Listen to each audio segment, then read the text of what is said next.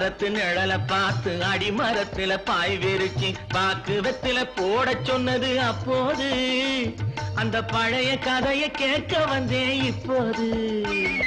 வெத்தலை மடிச்சு கொடுத்த போது விரலை புடிச்சு கடிச்ச போது வெக்கமா இருந்தல் எனக்கு அப்போது எல்லாம் விவரமாக புரியுதையா இப்போது